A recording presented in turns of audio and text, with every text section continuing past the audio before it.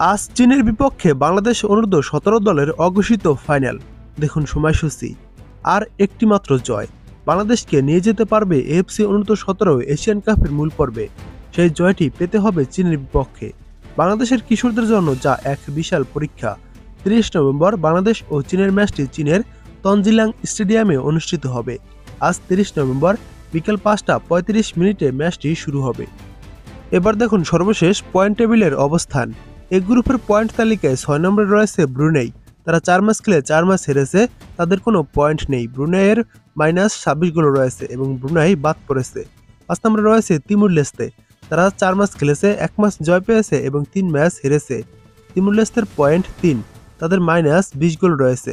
Timur লেস্তো বাদ পড়েছে। ৪ নম্বরে রয়েছে শ্রীলঙ্কা। তারা ৪ ম্যাচ খেলেছে, তার ভিতরে ১ ম্যাচ জয় পেয়েছে, ৩ ম্যাচ হেরেছে। শ্রীলঙ্কার পয়েন্ট ৩, শ্রীলঙ্কার -১০ গোল রয়েছে, তারাও এই গ্রুপ থেকে বাদ পড়েছে। ৩ নম্বরে রয়েছে বাহরাইন। তারা ৪ ম্যাচ খেলে ২ ম্যাচ জয় পেয়েছে, ২ ম্যাচ হেরেছে। বাহরাইনের পয়েন্ট ৬, বাহরাইনের -১ গোল রয়েছে। ২ নম্বরে রয়েছে বাংলাদেশ। বাংলাদেশ ৪ ম্যাচ খেলেছে, ৪ ম্যাচই জয় পেয়েছে। বাংলাদেশের পয়েন্ট ১২, বাংলাদেশের +১৯ গোল রয়েছে। এবং ১ নম্বরে রয়েছে চায়না। চায়না ৪ ম্যাচ খেলে ৪ ম্যাচই জয় পেয়েছে, চায়নার পয়েন্ট ১২। চায়না এই ৪ ম্যাচে প্রতিপক্ষের জালে গোল দিয়েছে ৩৮টি। তাই চায়না ও বাংলাদেশের এবার খেলা হবে অঘোষিত ফাইনাল। শুক্রবার বাংলাদেশ চতুর্থ ম্যাচ খেলে বাংলাদেশ ২-১ গোলে হারিয়েছে বাহরাইনকে। টানা ৪ জয়ে বাংলাদেশ ১২ পয়েন্ট নিয়ে চীনের সাথে যৌথভাবে পয়েন্ট টেবিলের শীর্ষে রয়েছে। দুই দলের পয়েন্ট সমান হওয়ায় বাংলাদেশ চীন ম্যাচ হয়ে উঠেছে অঘোষিত ফাইনাল। বাংলাদেশকে জিততেই হবে। চীন ড্র করলেই গোল ব্যবধানে উঠে যাবে আগামী বছর মে মাসে সৌদি আরবে অনুষ্ঠিত এএফসি অনূর্ধ্ব-১৭ এশিয়ান কাপে। বাহরাইনের বিপক্ষের ম্যাচের ৫৯ মিনিটে মিডফিল্ডার বায়েজিদ বোস্তামির গোলে এগিয়ে যায় বাংলাদেশ।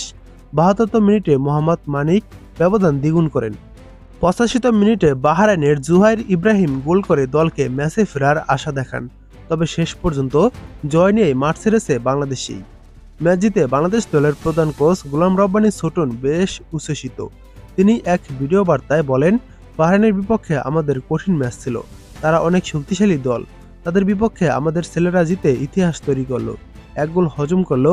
যেভাবে ধৈর্য ধরে রেখে জয় নিয়ে মাঠ ছাড়লো, তার জন্য বিশেষ ধন্যবাদ তাদেরকে। বাংলাদেশ প্রথম ম্যাচে পূর্ব তিমুরকে ৫-০ গোলে হারায়, দ্বিতীয় ম্যাচে ব্রুনাইকে ৮-০ গোলে হারায়, তৃতীয় ম্যাচে শ্রীলঙ্কাকে ৫-০ গোলে পরাজিত করে।